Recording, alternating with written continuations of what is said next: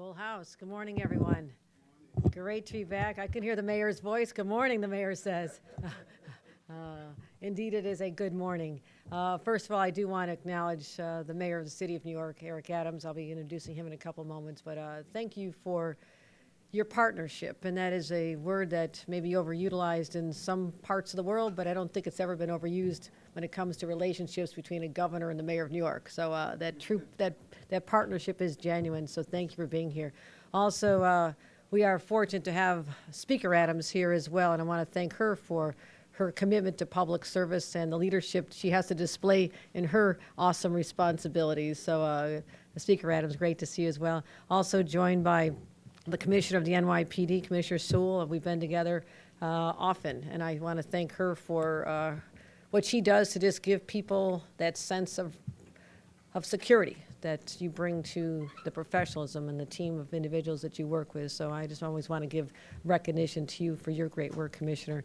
Steve Nigrelli, our first Deputy Superintendent of State Police, representing our state police. They've been very involved in what we're talking about here today. And also Superintendent Bruin, who could not be here today, whose name actually graces the Supreme Court decision that we're talking about. I know that the Senator Myrie will be joining us, and Chantel Jackson may or may not be here. I'm not sure if they made it in yet. Okay, Chantel, great to see you. Have a seat. Got the baby here. It's going to be a good day. And also Rosanna Rosado, our Commissioner of the New York State Division of Criminal Justice Services. Thank you for being at our side as we navigated these turbulent waters. And we also have advocates who were very helpful in the whole process of writing legislation that we believe is responsive to the Supreme Court decision. And I want to thank Samuel Levy, Senior Counsel to Everytown for Gun Safety. You've been joined at the hip with Everytown since our many other initiatives on gun safety. Dave Pacino, a Deputy Chief Counsel from the Gifford Law Center as well. So here we are. Today we're here to provide an update on what our administration, working with the Adams administration, has been doing to ensure responsible gun ownership, as well as protecting New Yorkers from gun violence. And I wish this wasn't a topic we needed to talk about today. Had there not been a decision by the Supreme Court at the end of June, we would not be having this conversation. But the reality is that we're in the middle of a national gun violence crisis. It's claimed the lives of too many Americans, too many New Yorkers, and has inflicted trauma on communities all across our state. And I'm not just talking about New York City. I've been to our upstate cities and visiting them, and also dealing with the specter of what's going on in our smaller communities as well. So the pain has touched everyone. There's no one immune from the pain of gun violence, whether it's the day-to-day gun violence that plagues cities, plagues individuals, families, from here to Rochester, Syracuse, Buffalo, or the mass shooting that occurred in Buffalo on May 14th when an 18-year-old with nothing but pure hate in his heart took the lives of 10 black New Yorkers who were doing nothing more than shopping in a grocery store 10 minutes from where I live in the city of Buffalo. So that tragedy was still raw, a lot of heartbreak, a lot of anger, a lot of uncertainty. And what is so shocking, just weeks after that traumatic event, the Supreme Court decided, at a time when people are still mourning, they decided to strip away the rights of a governor to protect her citizens from gun violence by striking down a 100-year-old law that limits who can carry concealed weapons. So at a time when we're having a national reckoning on gun safety, what we can do to protect our citizens, that decision wasn't just negligent, it was reprehensible. And they removed long-standing limitations that we used here in New York. No one had challenged before, we live with it. And it took away limitations on who can carry them, taking away the ability to say, maybe not you, because of a propensity that you've demonstrated, or a record, or what rational people would agree, someone should not be able to be licensed to carry a weapon, not just carry a weapon, concealed weapon. And they took away that right, but we don't need more guns on our streets. We definitely do not. We've been working very, very hard, removing thousands of guns that have been coming into our streets illegally from other states. We don't need guns on our streets. We don't need people carrying guns in our subways. We don't need people carrying guns in our schools. We don't need people carrying guns in our places of worship. We don't need them carrying them into bars or restaurants, because that'll only make people less safe. And here's the proof, because everyone has this theory about the good guy with a gun in his hand and how that's going to prevent violence. And I'm here to just dispel that right now, once and for all. We've had our sensible gun safety laws and concealed carry laws that we've had on the books for over 100 years. With that law, we are the 5th lowest in the nation in terms of firearm-related deaths. Want some more proof? Let's look at the numbers of other states where people can have weapons, conceal them, carry them where they like. Mississippi has 28 deaths per 100,000 by firearm. Louisiana, 26 per 100,000 deaths by firearm annually. 25 per 100,000 in Wyoming. Missouri, 24 per 100,000. Alabama, 23. You know what New York State is? 5.3 deaths per 100,000. So this whole concept that a good guy with a gun will stop the bad guys with a gun, it doesn't hold up. It doesn't hold up. And the data bears this out. So that theory's over. Yet the Supreme Court, with all this data, with all this knowledge, with a law that was working just fine in our state, decided to take us backwards, possibly opening the door to more tragedies when people can carry guns concealed. Makes it harder for law enforcement. I'm sure you'll hear about the challenges that this has created now for our law enforcement community. But we're not deterred. We didn't back down. We stood up and fought back. And as governor, my number one responsibility is keeping New Yorkers safe. That's why when it came down to the Supreme Court decision, we were ready for it. We knew this case was on the docket since last fall. We worked with legal experts from all over the country. I mentioned the Gifford Center, Everytown. New Yorkers Against Gun Violence. We went to academic institutions. We went to thought leaders. And we prepared for this moment. And what I had to do in the aftermath of that decision, even though the legislature was done for the session this year, due back in January, I said, got to call you back. You've got to come back. We need you. Your state needs you right here, right now. So we called an extraordinary session. That's what it's called. And it was an extraordinary session because the legislature, and I want to thank our leaders, Majority Leader Andrea Stewart-Cousins and Speaker Carl Heastie, for bringing everyone back with that sense of urgency, which was genuinely real. And what we had to do is come back within days and say the Supreme Court justices, those in the majority, want to take us backwards. We're not going there with you. We're going to stand up, pass smart legislation, and that's what I signed immediately. So what did we do in the aftermath? That's what we're here to talk about today. We needed some time to have regulations that were thoughtful. We know a lot of people are watching what we're doing here across the nation. So I directed our team here in the governor's office, the state police, Division of Criminal Justice Services, to work with every single stakeholder who'd be affected by this. Yes, the county clerks, county executives, sheriffs, local law enforcement, firearms dealers, and instructors, to let them know we would have a thoughtful, legally sustainable plan to address this. So our team spent literally hundreds of hours. We devoted more time to this than almost anything else because we had to get this right. Hours and hours and hours of work, constantly meeting. And I want to thank my extraordinary team.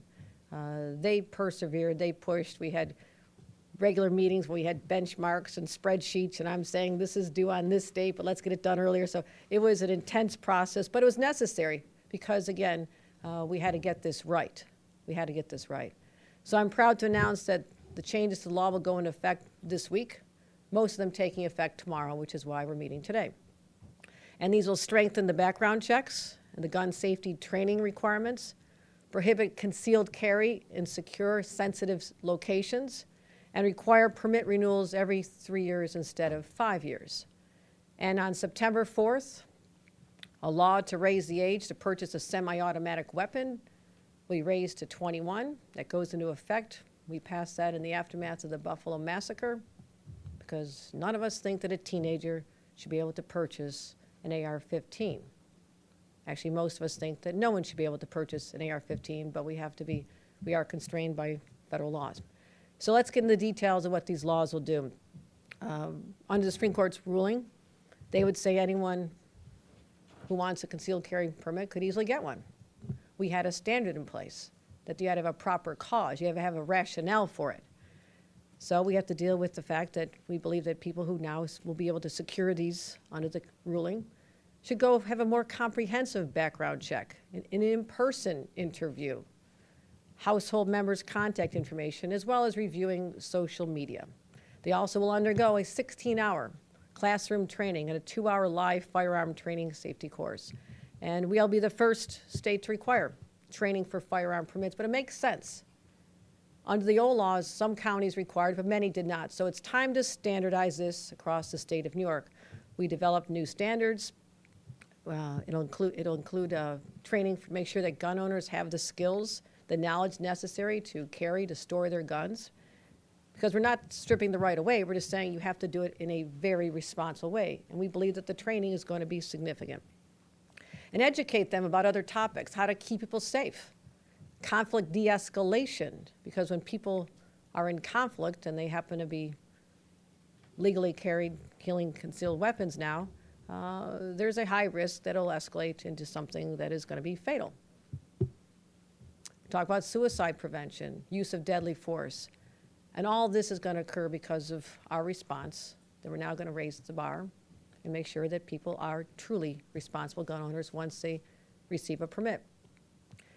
And what else did the Supreme Court do to jeopardize safety in our streets, which is the only way the only conclusion you can draw from what they did? They said that those who have concealed carry permits can pretty much take them anywhere they want. In response, we had to come up with a list of sensitive locations where guns are prohibited.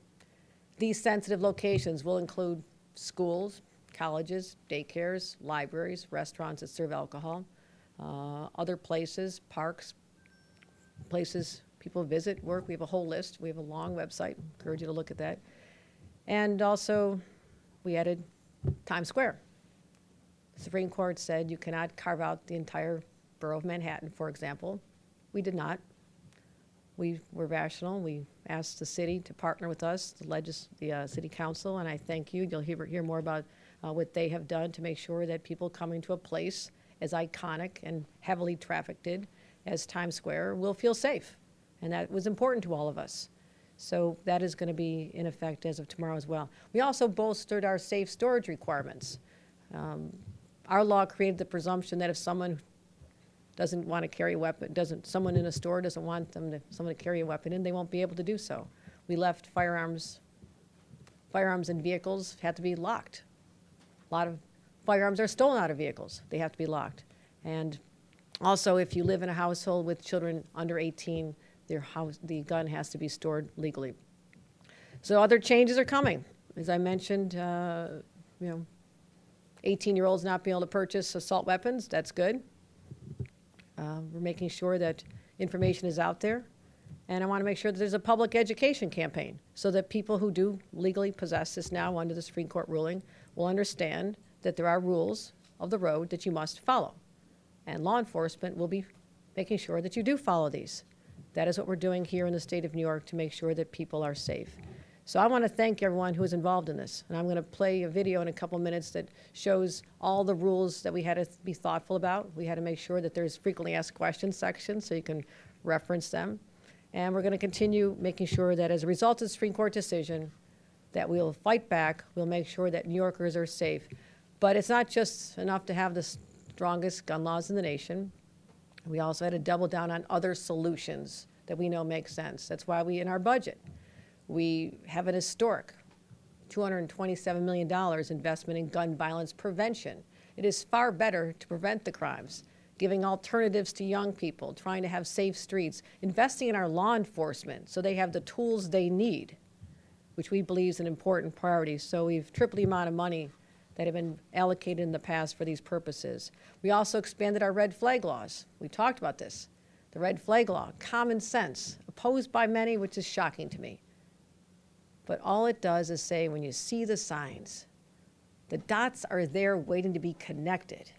you have a right to connect them and say, yes, based on these signs, this individual could do harm to themselves or to others and therefore should not have access to firearms. So we expanded those laws. The number of orders of protection, extreme risk orders of protections filed by our own state police is up 94%. It's extraordinary. We talked about what we're doing here in the city. Suffolk County is #1 in the state in terms of issuing these red flag orders. They're saving lives. But also we want to make sure that we are thoughtful in our response. So we also have worked on investing in communities that have high rates of crime. We know where they are. You can draw a map around them. You know exactly where they are. But those communities have been under siege. There's a lot of trauma in those communities. There's people who need mental health services and support services. Let's help the people who live in those neighborhoods so they don't have to flee. Let's stabilize those neighborhoods as well. Also, we're reporting, as a result of getting guns off the streets, there are substantial decreases in the homicide rate in this state. That is progress. My concern is, with the change in Supreme Court law, we want to make sure that they continue to decline. That's why these changes were so necessary. So this real progress has been made. We'll never stand here and say the job is done, but I want New Yorkers to know that we'll always stand up, protect their lives, their livelihoods, their families, their neighborhoods, because that's our responsibility. It's one I take very seriously, one the mayor takes very seriously. So that's what we're laser focused on. So all of us are tired of reading the headlines. It has to stop. We have to protect our citizens. And I can guarantee you a full-on, all-the-above approach, working with partners where relationships did not exist before, bringing in our federal partners, state, local. We're doing it all over the state of New York and making real progress. So we're not just talking about wanting these changes to happen, we're making them happen right here. So with that, I want to thank, again, our extraordinary team. I'm so impressed with what you brought to this unbelievable effort here to try and undo the harm done by the Supreme Court of the United States to the people of the state of New York and other states. And we're not giving up the fight. This is too important. So what I'd like you to do is see our quick public service announcements so people who are in search of a concealed carry permit know that there are rules to follow and make sure that they do it responsibly. So with that. For more than 100 years, New York's gun laws have kept our community safe. This year, the Supreme Court struck down those laws, putting lives at risk. But we fought back. New York passed common sense restrictions to keep guns out of our schools, restaurants, hospitals, and entertainment venues. Starting September 1st, it is a crime to bring a gun to these and other places where we pursue life, liberty, and happiness. Learn more about New York's strengthened gun laws and how we are protecting New Yorkers at gunsafety.ny.gov. In addition to our public safety campaign, you'll be seeing announcements everywhere, but also identifying specific locations such as parks and others where the guns are not allowed. And an important part of that was Times Square. And again, I want to applaud the city for working so closely with us, but also taking on the responsibility of identifying the parameters, getting the message out there. And again, that's what a real partner does. We support each other. And with that, I'd like to bring up the Mayor of the City of New York, Mayor Eric Adams. Thank you.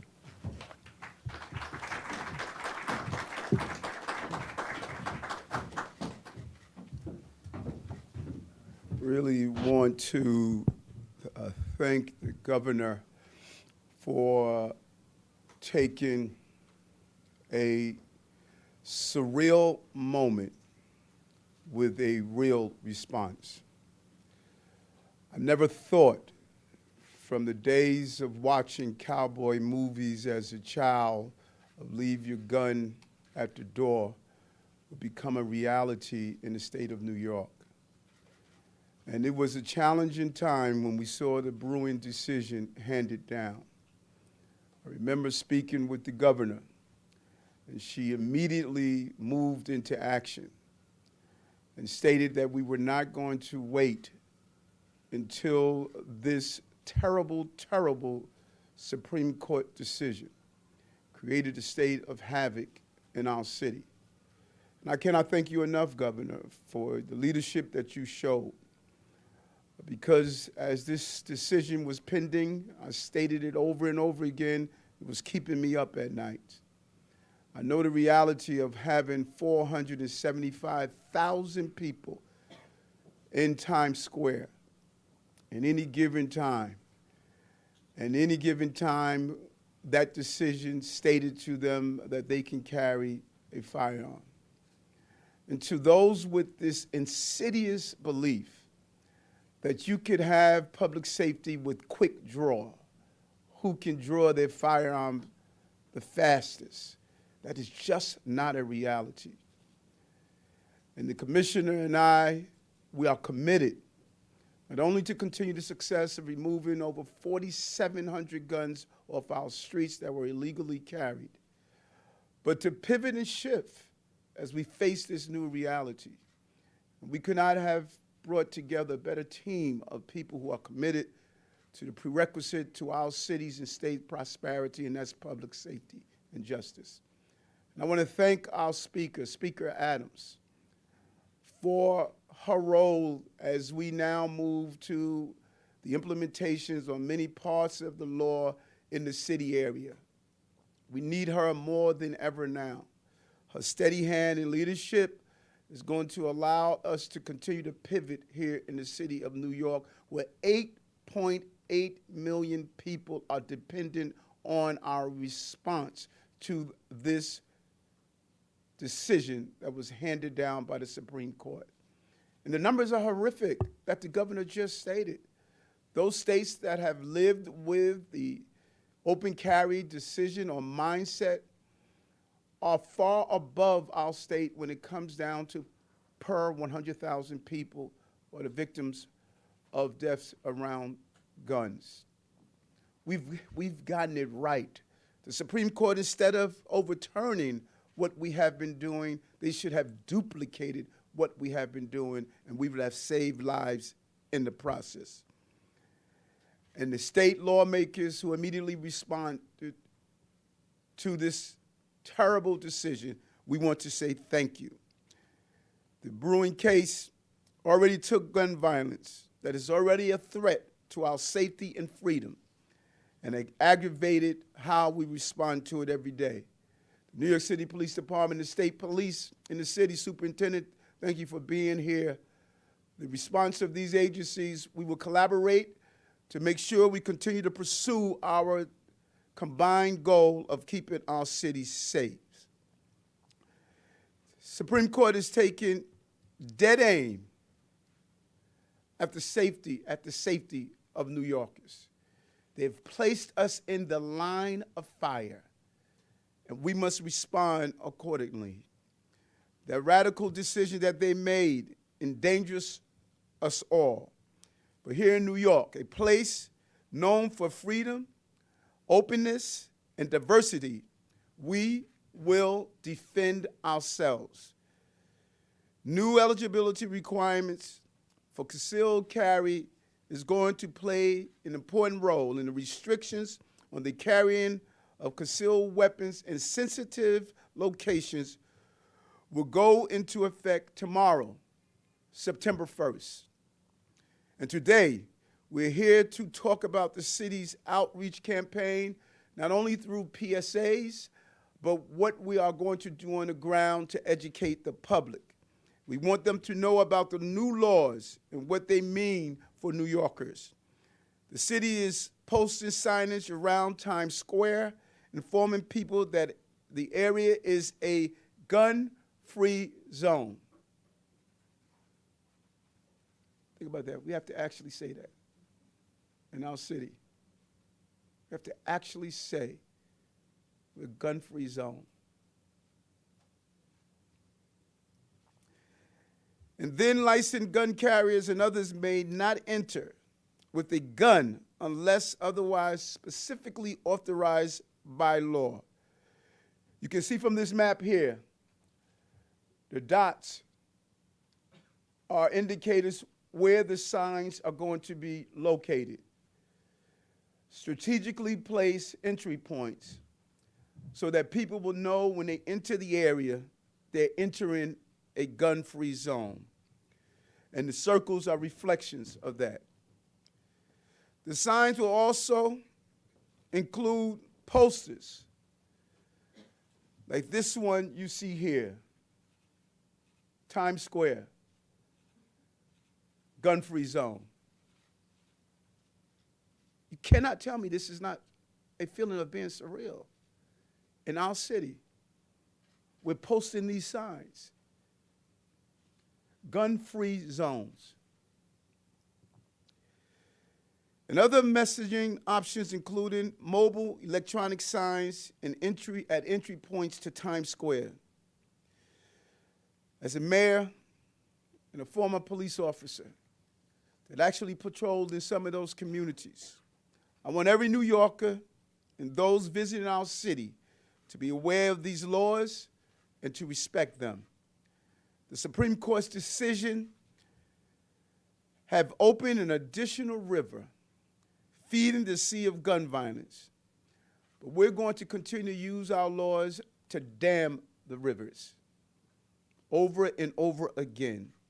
We're fighting the flow of illegal weapons coming into New York City and prosecuting those who sell them illegally. Using the power of our legal system to challenge the online retailers who illegally sold and are continuing to sell ghost guns to customers in New York, we're going after them. And working closely with state and federal authorities to prosecute gun crimes, close loopholes, and shut down the iron pipeline. We will not allow the men and women of the New York City Police Department to be subjected to further danger, making their already difficult jobs even more harrowing. And this is something the Commissioner and I are committed to and will stay focused on. And we will not allow a city of tolerance and freedom to become an armed camp of fear and distrust. We will do all that we can to keep New York the safest big city in America and a beacon of freedom for the world. And working with the City Council and the leadership there, we will continue to make it a priority for New York City, and it will continue to be our #1 pursuit. And again, I want to thank our partners here, both in uniform and out of uniform, our lawmakers and lawyers and attorneys who looked over this law and looked over the decision from the Supreme Court to have a responsible and expeditious response to meet this day of September 1st so that we can ensure that this city will continue its pursuit to be a safe city in America. I want to bring on our partner in this pursuit, the Speaker of the City Council, Speaker Adrian Adams.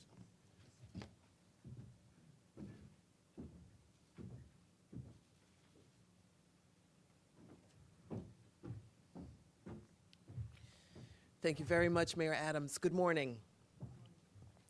Thank you, Governor Hochul. Thank you, Mayor Adams. Thank you, Police Commissioner Sewell, for your focus, your attention, and partnership on this very important issue that impacts the safety of all New Yorkers. The gun violence facing our nation has worsened in recent years, and New York City has not evaded the crisis. So far this year, our city has seen nearly 900 shooting incidents, resulting in over 1,000 victims of gun violence, and we must never forget the victims of gun violence and the efforts to meet their needs. But the most effective thing we can do is to prevent any more people from being victims of gun violence in the first place. When the Supreme Court issued its misguided decision in Bruin versus New York State Rifle and Pistol Association earlier this year to strike down New York's concealed carry law, it presented a major challenge to keeping New Yorkers safe. I joined my council colleagues in calling on our partners at the state level who possess the authority to regulate our criminal and gun-related laws, to enact sensible legislation limiting the locations where a person can carry a weapon, including in the Times Square area. Leaders like Governor Kathy Hochul, State Majority Leader Andrea Stewart-Cousins, Assembly Speaker Carl Hastie. They acted very swiftly and responsibly to directly address this issue within the parameters of the law.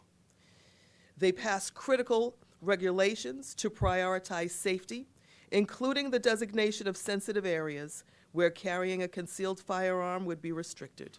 Times Square was one of those areas. The state law authorized New York City to determine the details of this regulation at the local level. Just yesterday, the Council's Committee on Public Safety heard my proposed legislation to define the boundaries of Times Square for the purposes of enforcing this new state law. This is critical to protecting Times Square, a central hub for our city and the crossroads of the world, from becoming a dangerous environment with firearms being broadly carried. The Council has worked closely with the administration to develop this legislation, and we will continue our collaboration to enact it into law. With the state law set to take effect tomorrow, we have also been working with the administration to implement emergency administrative rules by the NYPD to designate and implement the Times Square sensitive area as soon as the state law goes into effect. As I said at yesterday's hearing, legal and illegal guns alike cause violence. I'm hopeful that with these new regulations being announced today, our city council legislation, and other initiatives, we can certainly stem the tide of gun violence, limit the overproliferation of deadly firearms, and invest in solutions that keep our communities and our city safe. With today's announcement, our city will begin the important work of informing residents and visitors about these new laws and designated areas where concealed guns are restricted. This is a very important step, and we will remain vigilant and tireless in our efforts to address the gun violence crisis.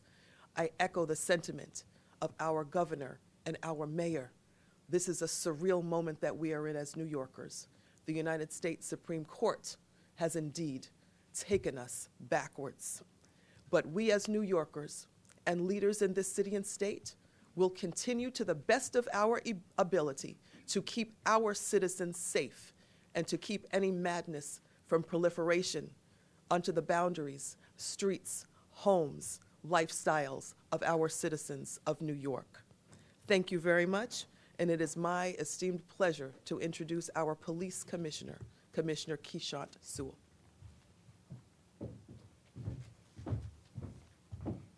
Good morning.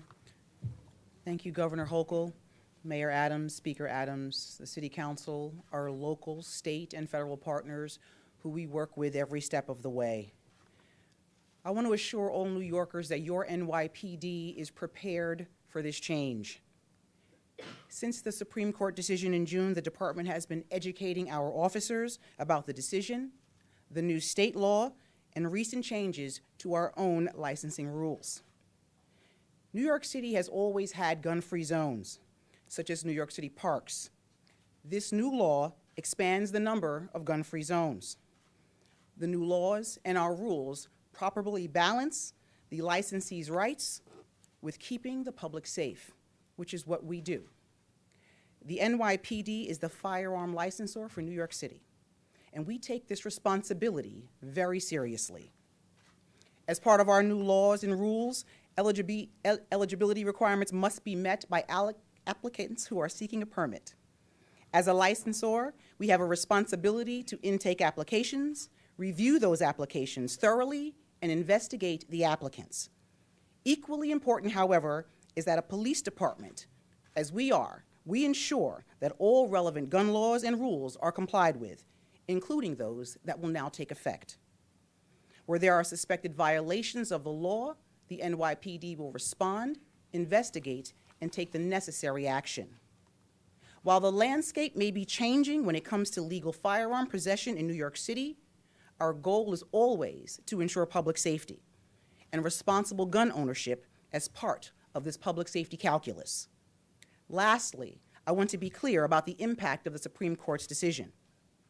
Unlicensed firearm possession remains illegal in New York City. The department's approach to detecting, interdicting, and apprehending those who commit these crimes and possess firearms illegally remains unchanged. And this administration and this department have been intensely focused on this issue. As the mayor stated, we have seized over 4,700 firearms so far this year, and our firearm arrests are up. We are seeing a 10% decline in shootings and homicides so far this year. The administration and the department have committed substantial city resources to combat gun violence. This decision does not impact our ability to effect arrests, assist communities, and fight those who commit gun violence. We remain focused on the safety of the citizens of New York City. This law does not change that focus. Thank you. I would like to introduce our partner, First Deputy Superintendent Negrelli.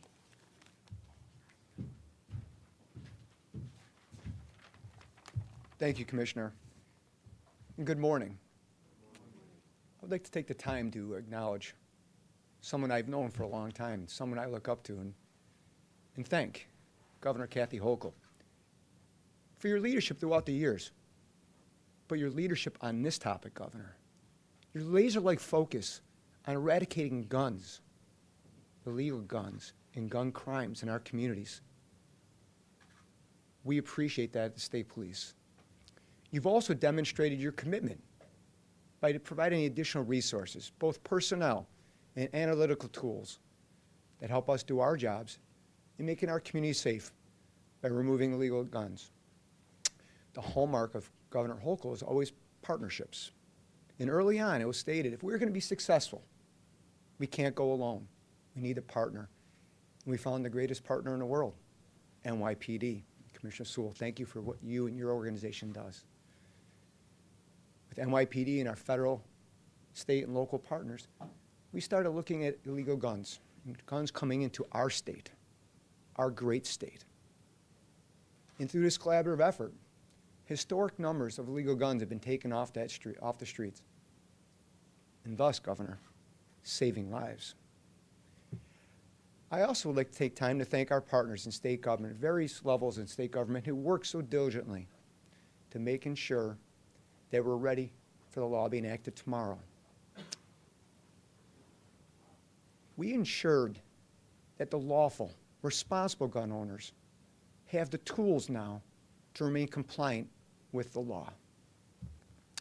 But those who choose to violate this law, to continue to funnel illegal guns in this state, Governor, it's an easy message. I don't have to spell it out more than this. We'll have zero tolerance. If you violate this law, you will be arrested. Simple as that. Because the New York State Troopers are standing ready to do our job to ensure all communities are safe and all laws are enforced. Thank you once again, Governor. Thank you, everyone, this morning.